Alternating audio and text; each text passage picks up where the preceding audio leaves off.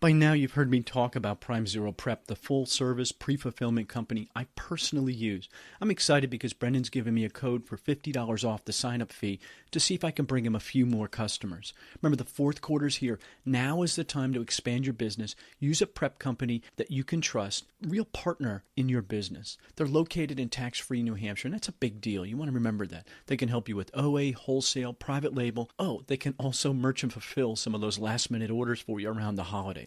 They really are the complete pack and ship company. You need a partner you can trust, and that's primezeroprep.com. Use the code MOMENTUM, all in caps, must be in caps, and you can get $50 off, as I said. He's only going to do this for a limited time. He's only taking a few customers. Sign up now. Get premium service. Let Brendan know I sent you. Remember, use that code MOMENTUM. That's primezeroprep.com. Welcome to the E-Commerce Momentum Podcast, where we focus on the people, the products, and the process of e-commerce selling today. Here's your host, Stephen Peterson. Welcome back to the E-Commerce Momentum Podcast. This is episode 144, Scott Margolius. I love talking with Scott because he knows a lot about a lot of stuff. And so you can bring up something and boom, he has an answer. He has done a lot of account work for a lot of people. He has a company called Feedback Repair. And in this segment, we spent some time catching up more about his account. And I didn't know that he was an eBay seller. And he has a couple of eBay accounts, and he's got old school where they're without limits. That kind of tells you how old the account is. And we spent some time talking about it. And I think it's such a great lesson that everyone needs to remember they should have a B plan. They should have an eBay account. The sooner you open it, and with, I say this, Prime Zero Prep, Brendan, he's one of my sponsors, and that's true, but he will fulfill your eBay items for you, so don't forget that. And then Joe Lister's another great tool. Get the account open now. Let him throttle you. Get past that and get your quantities increased and your PayPal unlimited, and then that's how you have a B plan. So let's get into the podcast. All right, welcome back to the E-Commerce Momentum Podcast, and I'm very excited about tonight's guest. He has been on the show before. He was one of my early interviews, number 30. Are we getting old or what? Number 30. It seems like forever ago. It does seem like forever. Scott Margolius. Welcome, Scott. Hey, thank you. It's been 100 and some odd episodes ago. Isn't that incredible? It's more than a year. And I've seen you a couple times since then out on the circuits. We've both been traveling events or conferences and stuff like that. And you're busy, right? You were a busy guy. So let's talk about you. Right? You have a business called Feedback Repair. And when I had you on back then, you and I had met at a CES conference, and just for whatever reason, we struck up a conversation and we got talking about my account, and you were like, so what's this? And I'm like, oh, mine's pretty good or whatever. And he goes, oh, let me see it. Boom. You pull it up and you're like, well, what about this and this and this? And I'm like, ooh. And you said, hey, I can fix all those for you. And you did.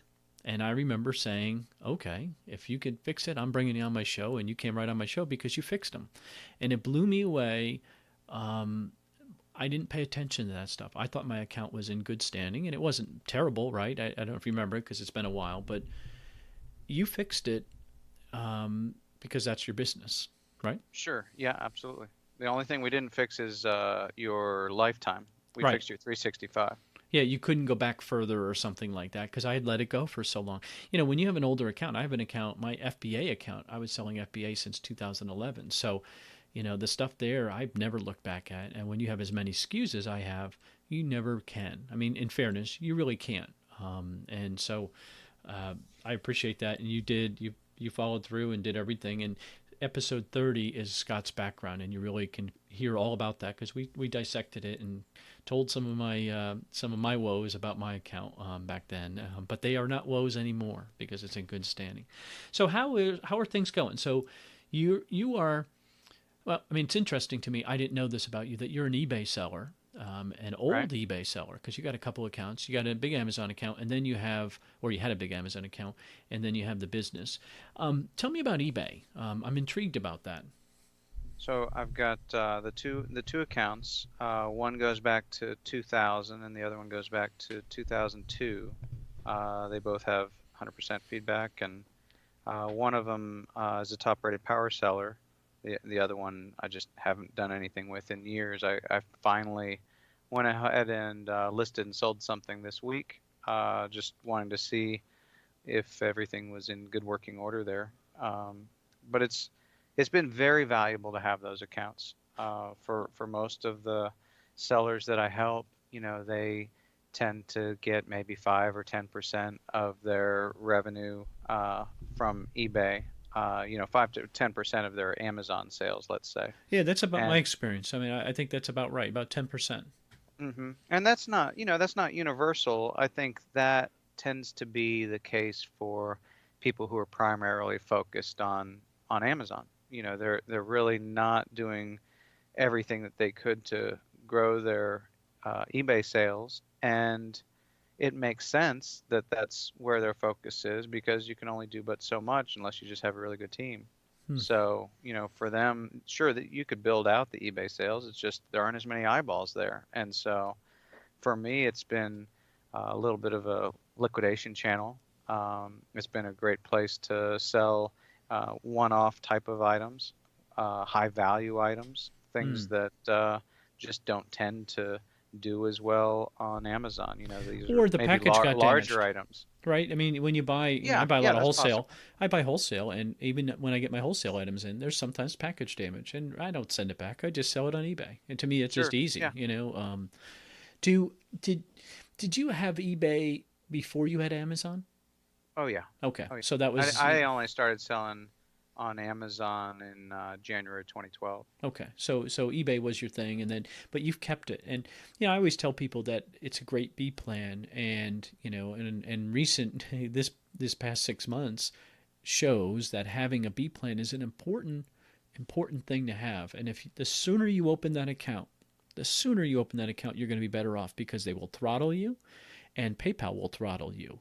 And that means that they're going to limit, hey, you can sell 10 items. Well, I have 100 items sell. Well, that's great, but you can sell 10. You have to prove yourself to them. You have to come across as a qualified seller.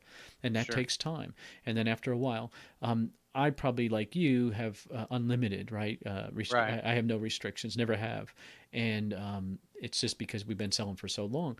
But what a great, for me, if my account got shut down today, we'll just scale it up on eBay immediately. I mean, literally Sure. immediately. And I think it's smart.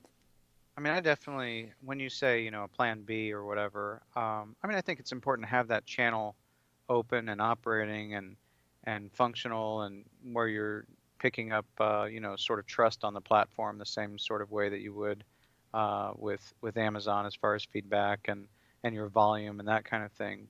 I think if everything else I was doing disappeared, if I stopped consulting, if I stopped having, software and other partnerships, if I wasn't selling on Amazon anymore, I feel very confident I could make a living on eBay. Yep. It's just that it's more work. Yep.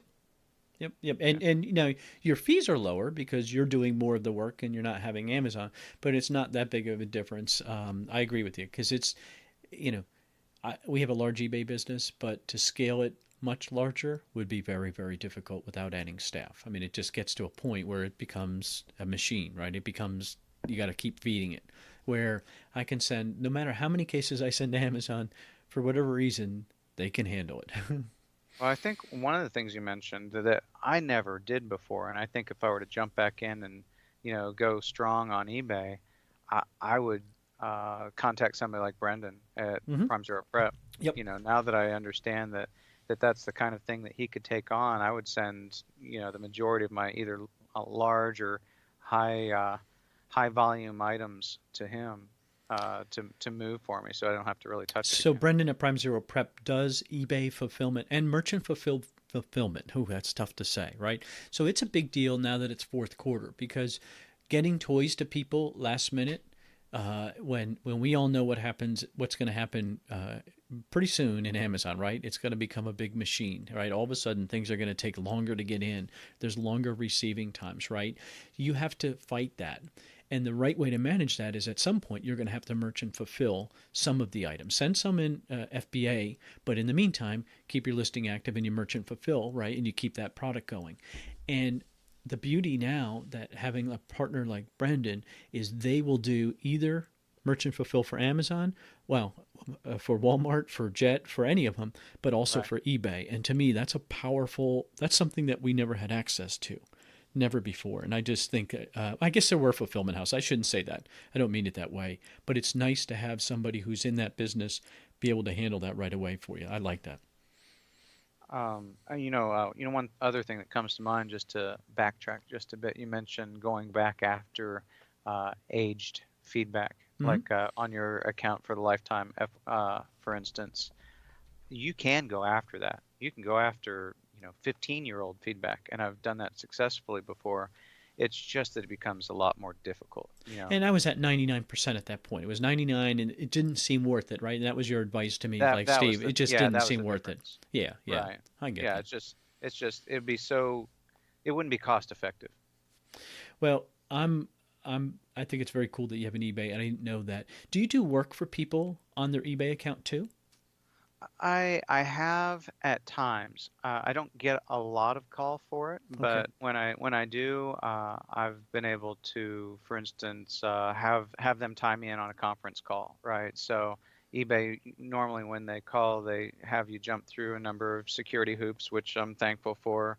And instead of someone just sort of setting me up on their account as an authorized sort of vendor or something along those lines, I just have them bring me in on a conference call, and then that way they can answer all the questions to the people that we're talking to, and that way I'm able to help them out by asking maybe some questions that make a difference as far as escalation or that sort of thing. Right. We've worked on getting feedback removed. We've worked on getting eBay accounts restored. It's just uh, it's it's valuable to have the opportunity because I've worked on that before. The trouble is, it's just a whole lot different and a whole lot more difficult to do those kinds of things on eBay as compared to Amazon. The bright spot is it's a lot harder to get in trouble on eBay in Mm-hmm. some ways. Yeah. They do a better job of sort of keeping you from getting that far. Yeah, and they do, and I mean I feel like they have definitely upped their game. There was a time there where they weren't very seller focused, but that seems to have changed again, and it really feels, I mean, really feels good. And sales have been really pretty strong for us lately.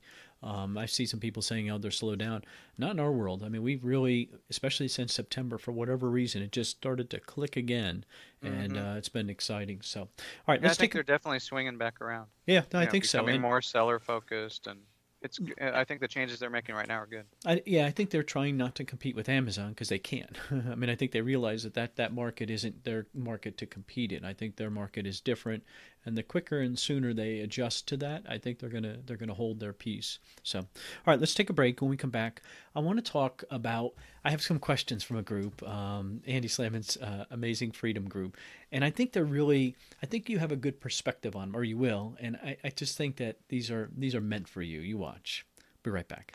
Are you ready for a boost this Q4 for your Amazon business? I have just the answer. It's called The List. Yep, that's it. The List. It's a premium sourcing service brought to you by Andy Slamans, where you get quality, actionable inventory from real sellers. These are $1 million plus sellers who bring you the finds in real time. Oh, and by the way, they're buying them themselves. Bring your business to the next level with The List. There are a few openings, but it's capped at 100 and they're so close, but you still can get in if you sign up now at thelistishere.com. Thelistishere.com. Oh, and make sure you tell Andy I sent you. Great guy, knows a lot of stuff. In this segment, we're going to spend some time talking about questions that I've taken from Andy Slamon's group, Amazing Freedom. It's called Amazing Freedom Group. It's a free group to join, but they do want to make sure you're real. It's about 4,000 members in there, and they touch on all kinds of subjects. And some of these questions are really broad, and they're intentionally broad for Scott, because I wanted to hear some perspective. And I think he gives some really good perspective. And again, I think we give some action steps, and I think that that's one of the things I really want to work on is giving more action steps. So I'm really pleased that we got to that. Let's get back into the podcast. All right, we're back, and we're talking with Scott Margolius. And Scott has a company called feedbackrepair.com. He's done some work for me personally in the past, did a great job, and so I can't say enough about him. I don't benefit in any way. He did it way back. It was great. So I'm not going to downplay it. It was great. questions I have are from Amazing Freedom Group. It's a free group run by Andy Slamans. It's almost 4,000 members, which is incredible to me. Yeah, it really is. It's really not that old, and yet he's got such a following because he's such a great guy and he's real. He is real. The group wants to make sure you're real before they will let you in. So there's no cost or anything like that, but it just wants to know it. So they have a lot of questions in there, and I picked out some questions that I think are really, I think you'll get something from. I picked out 3 questions, but 2 of them are kind of related. So I'm going to combine them if that's okay for you. Okay. The first one is somebody mentioned about selling toys. They got a message saying, hey, I'm ineligible. Now, this just happened, and it's coming up on the 4th quarter, so I think that's part of it, right? But they didn't understand what that meant. And the second question, which is really related to it, is do you have a strategy for the next 2 months, right? So, the big deal is it's 4th quarter, right? So you can have the best plan, but if you're restricted because you haven't been selling long enough, your plan isn't going to work, right? So I think these 2 things are related. So what would you suggest to that person? Well, first of all, on the toys, the reason they got that message was likely because their metrics are not satisfactory to meet the requirements to sell toys and games if they're merchant fulfilling. However, if they are not so new that they've never shipped in FBA before, if they've previously shipped in FBA, then they can sell toys and games as long as it's FBA.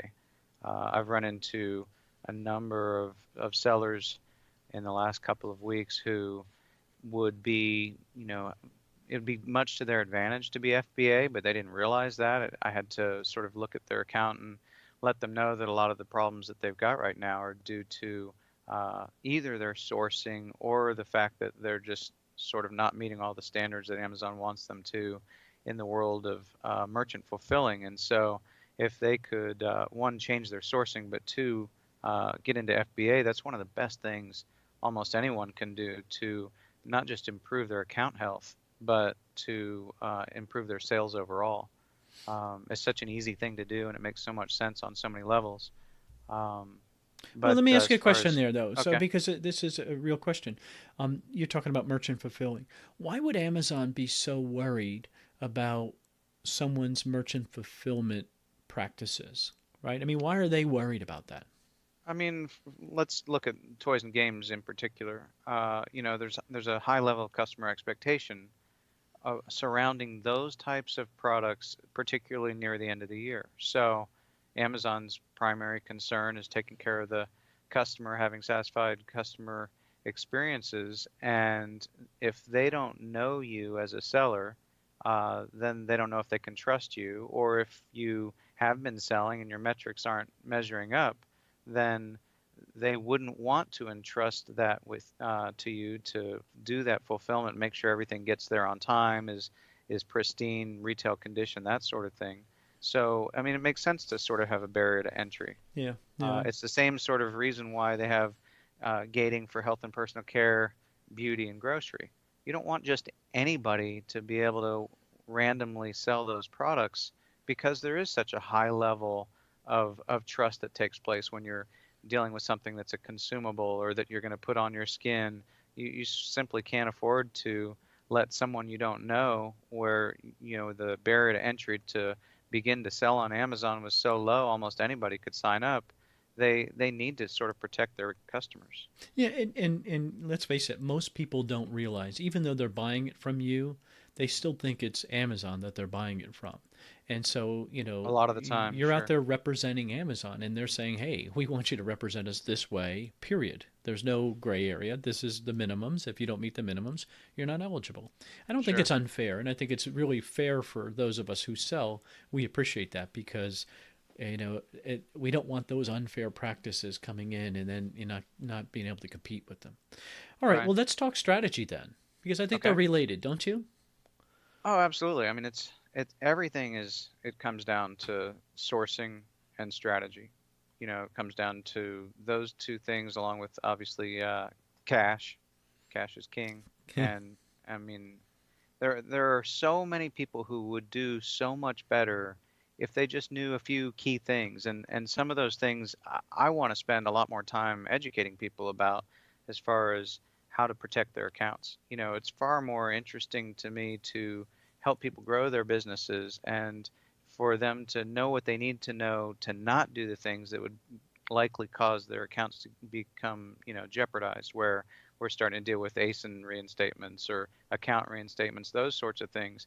That's not nearly as rewarding as helping somebody grow their account. Right. So, from an education standpoint, I want to spend a lot of time talking about, well, what can we do to prevent these kinds of issues. But to go back to what you're asking about as far as Q4 and the strategy for both sourcing and as far as what to do with your cash, I would say basically, we're sort of at the 11th hour. November, a lot of the people who are really going to kill it this holiday season have basically already done the majority of their shopping. They were shopping back in February and early summer and making sure that they were picking out all the things that they had in mind to sell for the end of the year, and they were making sure to watch all their inventory levels very closely and to stock up so that they would make sure to not run out of stock and not be stuck with a back order from a supplier, all that sort of thing. But the good news is it's not too late. You can still make a killing in Q4 even if you haven't already done all the normal recommended things that other successful sellers have basically already completed. One of the things that when you're sending to FBA that everyone can take advantage of that's a unique benefit at this point is to upload the box level content, because the advantage that gives you is it gets your product into inventory just that much faster. It speeds the check-in process. And those time frames slow down so much at the end of the year, you kind of need every advantage you can get, especially if you're cutting it tight on inventory levels. So let's pause there for a second. So you're saying, hey, if so to put box level content, you can ship one box at a time, right? That's box level, right? Because that's one box when you tell them that. That's the same thing. That box goes in fast. It already knows what's coming. They've already done some of the preliminary work electronically, I'm assuming, behind the scenes. That stuff just magically comes in and splits off and does its thing. When you're selling more than one box, they want to know which is in each box. Do you think they open one of the boxes sooner than the other? I mean, could that be that sophisticated? Oh, I don't know. I can't answer that. Okay. I mean, logically, it would make sense. Yeah, it wouldn't surprise me at all either, because they'd be like, hey, in box A, right, we're expecting this particular item that we needed to go to this state because they needed to replenish the one that was there to make sure blah, blah, blah, blah, blah. I can see that they're getting that sophisticated. Yeah, I'm sure they have totally different lines for sorting and, Right. That's a pro tip, though, right there, because you're right. The check-in time has to be enormously shorter right there with what you're describing. Right. You pick up a lot of time. Yeah, and it makes a difference all the way around, I think. Mm-hmm. When if you've got a good handle on that, that may mean that you have a really good handle on your inventory levels, that you're really doing everything you can or need to in order to stay in stock. And when you're looking at the end of the year and the product that you need to have on hand, who knows, maybe you've got a 3 times or a 4 times multiplier, whatever it is that you're prepared for, to watch what's going to happen with the volume on the sales for that particular ASIN. Hopefully you have last year's sales to compare it to, and maybe you're killing it with PPC on top of that. It's just it's all this one giant thing that you've got to watch very carefully. But if you're using software, a lot of it will do that for you, where it's not that big of a job. So your point is right now is the time to really be focusing on the details in your account, right? And really maximizing, like you said, box level details, PPC, pay per click. Try to get that advertising to get your product up on the buy box or up to be found or next to the buy box, right? People, sponsored ads, those kind of things. That is what you're recommending for the next 2 months right now, because as you're saying, most of the product is in. All the big power sellers, they're working on the first quarter, aren't they? To some degree, I think they're, like, for instance, if let's say let me say it this way: they're sourcing new product for the first quarter. They're generally not sourcing product for this quarter, right? Sure. That's a fair may statement. Still be. I mean, but generally they're not. Cream that you can still pick up, right, between now and the end of the year. But yeah, the majority of it, I'd say, they've got wrapped up. I use this Um, statement. Tell me how fair this statement is. Now is not the time to be sourcing for new products. It's a time to be sourcing for more of your hot products, right? To make sure, as you were saying, to make sure you have enough in there. Look for other sources if you don't have it. If your vendor's out, look for other sources. But sure. stay with your hot products because you already know it, right? There's no guessing. Yeah, I mean there's obviously that makes a lot of sense. You already have a feel for Hmm. what it is that is doing well. The better you know your product mix, the better you know what you're selling. I think the easier it is to be able to stay on top of those things, or easier it is to track trends or to have an understanding of what might be going wrong with the product, that sort of thing. Hmm. When you're looking at your account from a account health or metrics perspective, it's that much easier to be able to go in and look at patterns with your ASINs to see what's going on with them, and it's easier to identify and say, oh yeah, I wondered if that particular brand or that particular line from that manufacturer was going to have issues, and you can identify those things because when you know what you're selling and you're passionate about it, it just makes it that much easier. Um, if you look at, let's say, um, trying to get your metrics cleaned up for end of the year. I mean, that's something everybody should be focusing on, right? Getting Because that their affects the buy uh, box, right? yeah, it affects the buy box. So you wanna have your feedback cleaned up.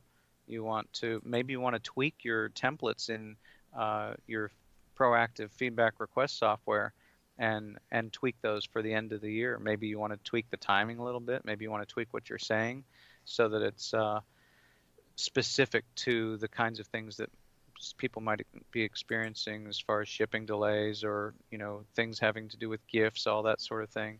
And in fact, along those lines, I would say it would be valuable to check your inventory to see which of the products that you have that you carry that are most likely to be gifts also are selected to have gift options. So, Hmm. one of the things that as a consumer you look at is, can I get a gift receipt with this product so the full price doesn't show up, or can I add a gift message or those sorts of things? You have the ability to make those sorts of selections, um, and that could mean the difference between a sale and no sale for you. Um, Smart. there are additional things, obviously, that people can be looking at all year round, or are particularly important to look at right now. For instance, some of the seasonal calendars that are available that are specific to either Amazon or e-commerce in general, where you see all of the shipping deadlines, and you see what's going on in terms of being able to prepare to go out. Maybe you want to go shopping and take advantage of Black Friday or Cyber Monday for RA or OA, that sort of thing. Again, even if you haven't prepared, even to this point, if you haven't spent a dollar specific to being prepared for Q4, that's one way you can take advantage of being in the middle of it, basically. So you can be looking at all those calendar lead times for FBA and Because if um, you're prepared and you have products in there, and somebody else isn't, yours is going to sell. I mean, that's just dumb, stupid statement, but it's true, right? I mean, it's really, you know, paying attention to those things. I think is so important. You remember last year, one of the big challenges was inventory was being moved warehouse to warehouse to warehouse to right, warehouse right, right. continuously, nonstop. I wonder if since they turned off the ability for new sellers to come into that warehouse, is that one of the challenges they're trying to address? That's quite possible. I mean, I hope that they won't have that kind of thing going on this time around. It's hard to know. Right. You Those, think they, those, they, they definitely have opened up a lot more warehouses this past year, right, from last Q4. right. So you've got to hope that hopefully will level down some because it was a material amount. I mean, it was material. Yeah, yeah, and it changed things in terms of timing, and it made you wonder, okay, I've got all these sales that are pending, what's going on with that, or all these items that are held in reserve, and sometimes it's difficult to know, and you lack a little bit of control on that. And for that reason, I think it's important to not send in all of your product to FBA. Yep. Let's pretend you sell a pallet of something throughout the year, but you sell 3 pallets of that same thing in the fourth quarter.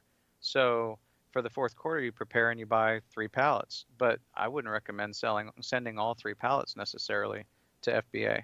Maybe you buy 3 pallets and you send those in. Maybe you buy an extra pallet and keep it back. Um, if you have more product on hand, it's a nice strategy to be able to make a little bit of extra money, for instance, with last minute orders, Yep. where you might have the ability to overnight something or second day something that Amazon won't, or maybe somebody's more likely to order from you because you're in Pennsylvania and they're in Pennsylvania or New York, whereas they don't know what's going to happen if they're going to buy randomly from Amazon or if it's going to ship from the Midwest. So there are a lot of advantages to being able to keep a little bit of stock on hand that you can control completely in terms of shipping timelines, packaging, and maybe even being able to hold out and possibly raise the price if somebody else sells out. Right. And you're allowed to have two listings on it, an FBA listing and a merchant fulfill listing. There's You nothing wrong can. with that. There really isn't, except for they sometimes suppress the second listing. Sometimes. Sometimes, not always the case. And I think it's price driven that does a lot of that, right? So as long as you're pricing it relatively within the market, right? Because you have to consider shipping. Now, today's day and age, all the accounts, mine included, was switched. I have the old style account. It was switched over to the new style where I can set my own shipping rates, right? Where in the Right, past, my old account, I couldn't. right. That's all been changed this year, and it just went into effect, I guess, in October. Everybody Yeah, was pretty switched over. recently. Yeah. And that's all been changed for everyone, not Yep. just the aged Everyone. accounts. Yep. Because I feel like it's far better now, and it's how I wished that it always had been, is that you can control exactly who gets what at what price for shipping. Hmm. So I think that that's going to affect the suppressant. Okay, let me ask this other question. This was the other one, and I think Oh, it's a wait, good. Oh, go ahead. sorry. And Well, you have there more to was there defend. was one more thing Okay. on the strategy for Q4, and it's easy to forget and push it off to the side, and that is you can't afford to get sick. Hmm. Just like your account has to be healthy, and we don't think about it until a lot of the time there's a problem with the account. You've got to sleep right, you've got to eat right, you've got to get exercise. You can't just put all that on hold until January, Hmm. Andy because Slamans tells the otherwise you're going to story. get burnt out. Andy Slamans tells the story. He's never eats so bad when he was doing retail arb and that kind of thing. He's eating at McDonald's and all that bad food, and he said it just destroyed him. He never. I mean, it wiped him out, and he wasn't his best when he could be. And that's something I think you're right. Nobody pays attention to.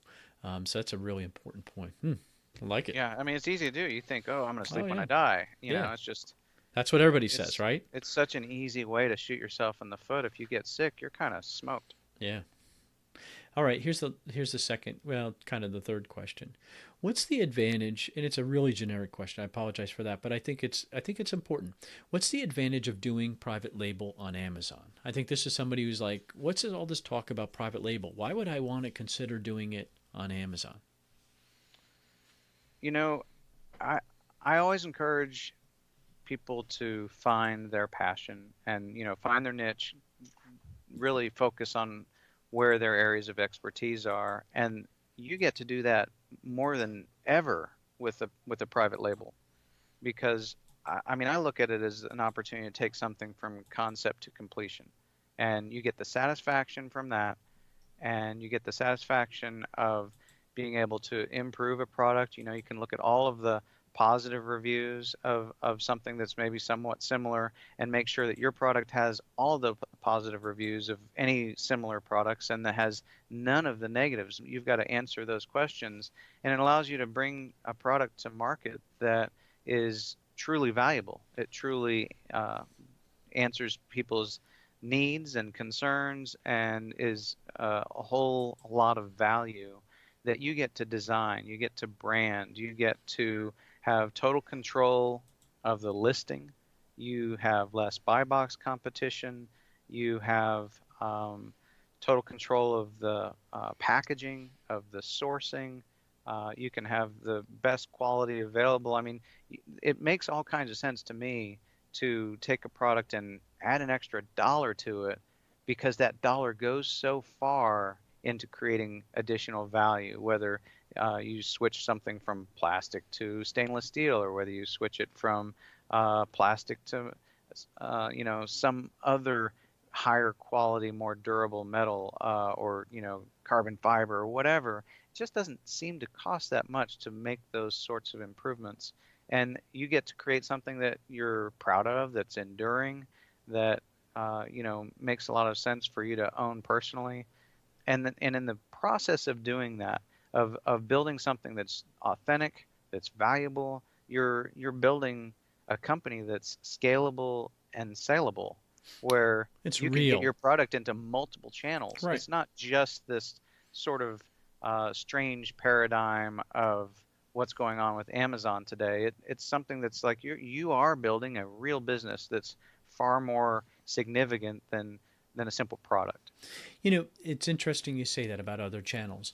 Recently, within the last 6 months, Google and eBay are now allowing Amazon's ASINs to be the unique product identifier, right? So eBay has a thing that if certain items are required to have a UPC code, right? Common sense, a DVD, let's use that for example, right? Okay. They are required to have a UPC code, or you can say does not apply, but you're not going to get found as well, right?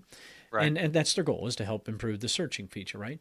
Well, now it doesn't have to be a UPC code. It actually can be an Amazon ASIN, and that's within the last few months. Google also will accept that. Now, what does that tell you? I mean, to me, it says that they realize that that unique identifier is becoming prevalent. Lots of companies are bringing their product to market and they're not getting a UPC. They're kind of using their ASIN as their Sure. UPC, right? I mean, that tells you the power of that. That's It's like powerful. the dollar being the international trading currency. It's amazing to me. And I wonder if retailers aren't far behind it. Now, the POS systems have to get, the ability to handle that. But logically, it's a barcode and it has a unique identifier. Why wouldn't it, right? I think the technology's coming. And I'm thinking it won't be too long until you see these other platforms accept it also, namely Jet, Walmart. I think they're going to have no choice if they really want to be in that business. And competitively, I know they don't want to accept that, but it might end up being that. It's interesting to me. It amazes me. I mean, if you think about it, how antiquated any of these codes are. Mm-hmm. They're you would think they'd come up with something more intelligent. Obviously, the intelligent barcode, or they've got RF and all that sort of thing. But these other codes, these numbers, these barcodes, the ACE and what have you, they're really antiquated. I mean, that is some seriously old technology. Well, I'm surprised there hasn't been a change. It's proprietary too, right? So everybody has to pay that, whatever that company is that manages all that, right? Right. With Amazon, they don't have to. And so, they're disruptors. And my bet is they're sitting there saying, because let's face it, how many of those things does Amazon have to buy, right? Back in the day. So now this prevents that. So perhaps this is something of the future. This is a little peek into the future, that maybe that GS1 won't be the dominant thing in the future. It'd be interesting. All right. It sounds like a tip of or a nod of the hat to basically multi-channel and omni-channel. Mm-hmm. As people think more and more about the consolidation of their product offerings across multiple different platforms, that is a move to make it that much easier to be there. And backwards into retail, into brick and mortar, right? I mean, there is the opportunity. Exactly. All right, let's take a break. When we come back, I want to talk about, where you're going. I want to understand, where's Scott going, what's happening with this business, and what do you see in the future? Okay, be right back. Great new sponsor, Feedback Genius. The holiday shopping season is the most profitable time of year. This is when we have everything right. As an Amazon seller, we've got our listings right. We've got inventory in the warehouse. Everything's polished, ready to go. But if you're not following up with shoppers with automated emails, especially when you're selling the volume you're leaving seller feedback and product reviews on the table. This is valuable stuff. Feedback Genius is the premier automated Amazon messaging system. It sends messages based on actual order events. That's a big deal. There's no guessing when to send a targeted email. It just automatically happens. It arrives in the shopper's inbox. It's a great system. Get started 30-day. They're giving us 30-day free trial. feedbackgenius.com. You got to use the code MOMENTUM. Go to feedbackgenius.com/momentum, and you're going to get 15 extra day on your free trial. So that's 45 days and 500 bonus messages you can use at any time. Tell Jeff and the guys I sent you. That's 45-day trial. I love that. Thank you, guys. Use the code MOMENTUM, feedbackgenius.com, MOMENTUM. There were broad questions, and they probably had even more answers that we could have used. In this segment, we're going to talk about his business, feedbackrepair.com, and interesting to hear him say that it kind of almost fell off for a while, and then it came back. And so it kind of woke him up a little bit and makes him rethink his position. So even a service business can be affected from time to time, and I think the market conditions dictate that. And so he's learned that. And so he has a couple other things going on, so we get into it in this segment. Let's get back into the podcast. All right, we're back, and we're talking with Scott Margolius, and Scott's story was in episode 30. He was one of my early interviews, 100 and some odd ago. Incredible.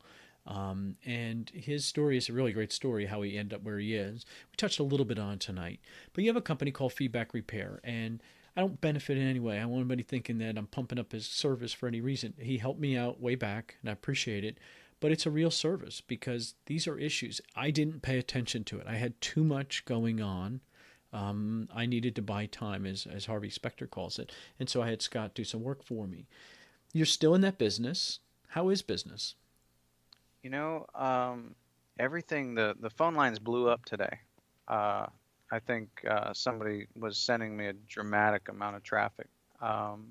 But I've got to be prepared for the days when it's not like that. Last week was kind of like that, but a few weeks prior to that, it wasn't as, there wasn't that kind of volume. So I think like everyone else, there's a real significant factor that you've got to take into consideration in terms of diversification, right? Nobody can afford to have all their income come from one source, or if they do have it that way, they're kind of in a bit of a scary situation. I had one client who was suspended for, I don't know, 20 some days. He would know exactly, right?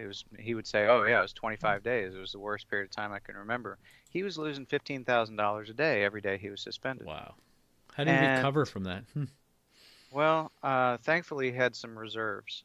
But my advice to him while he was down is think about what you're going to do to diversify. What are you going to do when you come back so that all your eggs aren't in one basket and your mortgage isn't at stake if your account gets suspended? And he didn't really hear that. You know, what he heard was, oh, I'm going to get into different categories. I'm going to not just sell, this particular thing. I'm going to sell in these other categories also. And that's diversification in a sense, but it's not what I meant at all. Mm-hmm. When you're doing that kind of volume, to me, that means you've got opportunity, and you've got to take advantage of that to be able to grow into, other platforms, to grow out your brick and mortar, or to grow out your own website, or to increase your presence, in some of the other platforms. For me, it's a bit of a wake-up call where if I want that kind of continuity, maybe continuous passive income, I've got to build out additional revenue streams. So one of the things that makes the most sense to me is to kind of like what you were saying earlier, stick with what you know, with what's already doing well. And so when I first started, it was just feedback repair, and it's kind of grown out from there rather rapidly to a whole additional slew of services, whether that's reinstatements or ASIN reinstatements or ASIN optimization or product research or training or consulting or what have you. I want to take all of that and turn that into something that's sort of universal that every Amazon seller can benefit from. And to me, that's getting a really good window into what's actually going on with your account health. So if you look at the account metrics on your Seller Central account and you go in and see what's going on, you see all hopefully green, right? If you don't see all green, you got to do something about it. But the problem is all that green gives you a false sense of security, because I would estimate that only represents maybe about 30% of the real picture of what Amazon thinks about your account health. So I learned that lesson. Yeah, I mean, most of the time we spend time thinking about the buy box, or our sales are down because our feedback is low or whatever.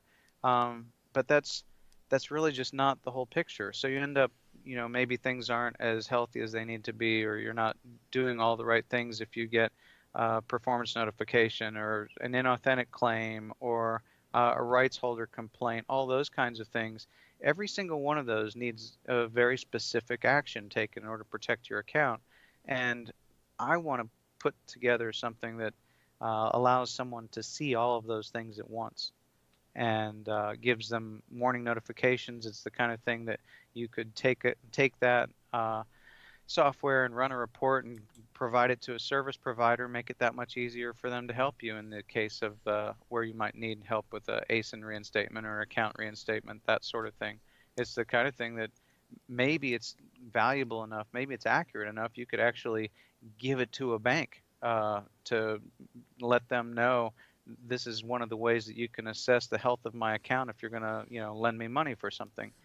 That's how valuable I want that to be. That's Do how you see it reliable like I want it to be. flagging, like to say, hey, danger, Will Robinson, danger, this thing is getting close to the peak and you need to deal with this? I mean, do you see it kind of flagging you to say, whoa? I do. I Okay. do. I see it. I Because that's see it powerful telling right you there. what's going on from a static perspective, but also being proactive, having a memory, realizing what your status was previously and grading it, all those sorts of things. Um, and that's it's a significant undertaking, but the people that I've talked to about it have really been encouraging, and I definitely see a need for that sort of product in the marketplace. Well, it's missing And then right from now. I agree there, with you. Yeah. yeah, I mean, a lot of it's done manually, and it's very difficult to replace that sort of manual interface, right? If you let's compare it to repricing, it's a little bit difficult to imagine that a tool is going to make all the same decisions that you would make, from a human perspective to determine what a price point is going to be. I think for a large account, it makes sense because it's going to do that more systematically and more reliably and more consistently than you are. But at a smaller scale, it's hard to imagine. Not that it couldn't be done, but there's just certain things that you'll never really replace so easily without a significant investment. So that is something you're actively working on, or it's something that you're thinking of developing? I'm in the process. Okay, so it's actually in the development phase. Is that a Right. fair way to say it? Okay, great. When any anticipated timeline that it'll be out? No, I haven't pegged a Okay. specific timeline Okay. for But you that see yet. that as a direction? Because I agree with you. I mean, to me, just knowing, because I want to keep my foot on the pedal. I don't want to have to keep looking back and adjusting and stuff. And I mean, it's one of the reasons I use an account manager. But there are things that get past us, and I want to know, right? I want to know that this is, this potential problem is brewing. Because I just saw somebody else saying an authentic claim, and they had two or three of them.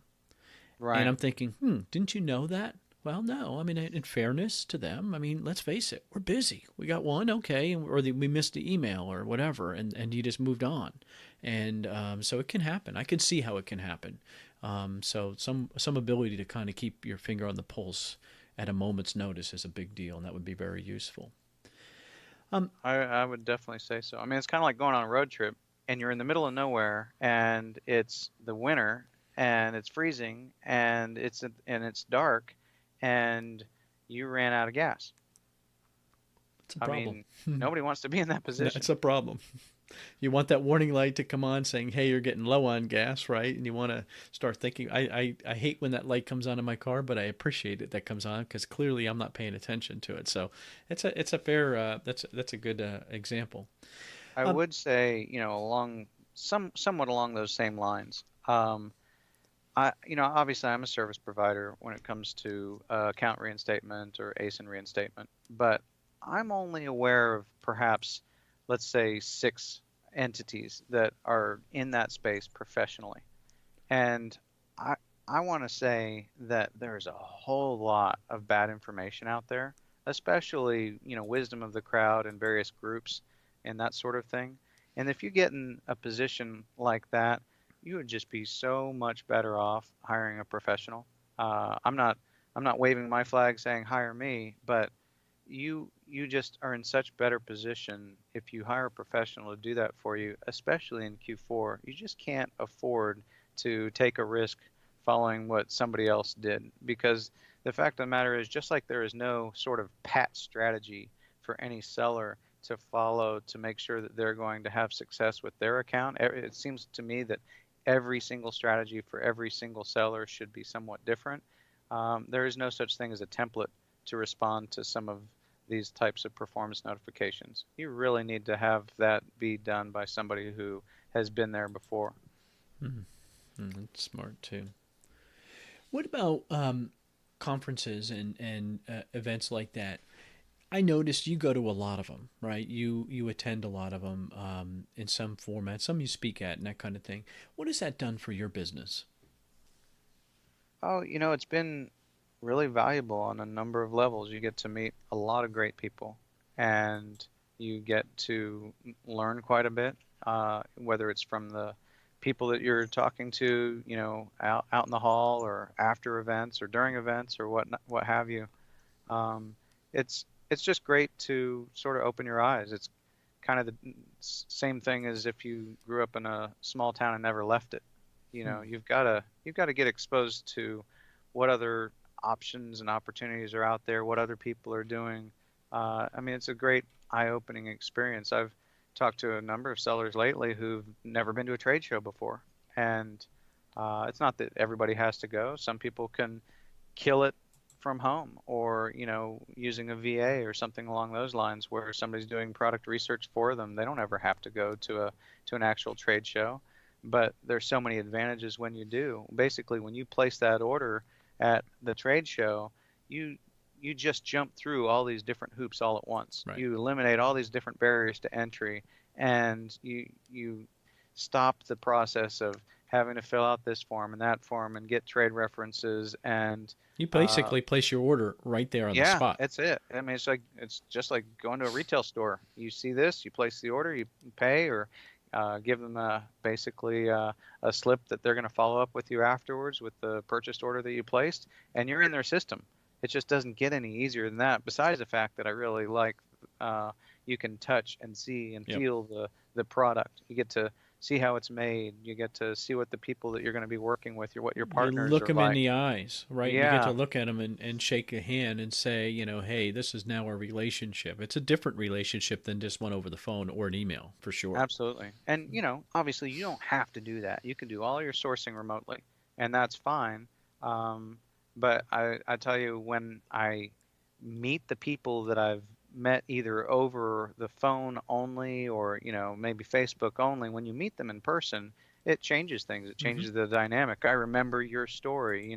If I only ever talked to you on the phone or Facebook chat or something, I'd be less likely to remember.